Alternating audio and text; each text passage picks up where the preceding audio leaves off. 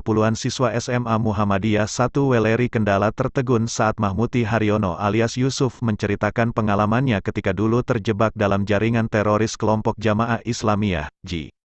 Mengenakan pakai khas celana cingkrang, baju panjang mirip jubah dan rompi, jebolan santri pondok pesantren Al-Islam milik Amrozi itu bercerita, belak-belakan, mengenai seluk-beluk jaringan teroris, di Aula SMA Muhammadiyah 1 Weleri, Kendala, Jumat, tanggal 20 Mei tahun 2022.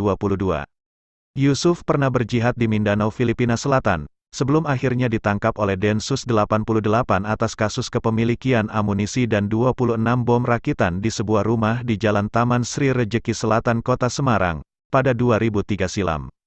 Jalan gelap itu mengakibatkan Yusuf mendekam di balik jeruji besi Nusa Kambangan atas vonis 10 tahun dan menjalani hukuman 5,5 tahun. Yusuf masih beruntung. Pasca bebas dari penjara, ia masih diberikan kesempatan untuk kembali meniti hidup dari titik nol. Lantas bagaimana ciri-ciri seseorang yang terindikasi terlibat terorisme? Menanggapi itu, Yusuf menjelaskan bahwa kelompok garis keras memiliki perilaku yang tidak lazim. Pertama, biasanya meninggalkan hal-hal yang bersifat tradisi, misalnya pakaian batik, itu dianggap jauh dari Islam. Dari segi pakaian, mereka cenderung lebih memilih kearab-araban, jubah sebagai simbol orang suci.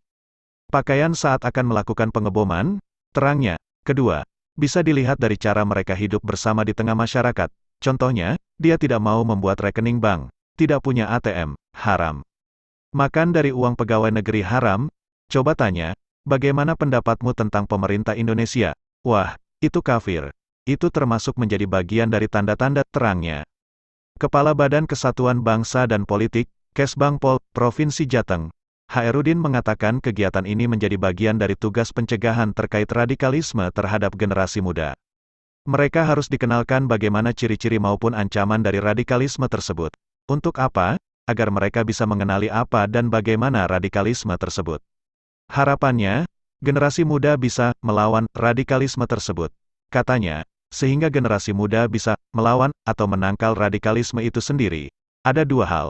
Pertama, upaya melakukan pencegahan. Setelah mereka mampu mengenali, mereka akan mampu menentukan sikap untuk menjauhkan diri dari paham-paham yang berbau radikalisme, terangnya.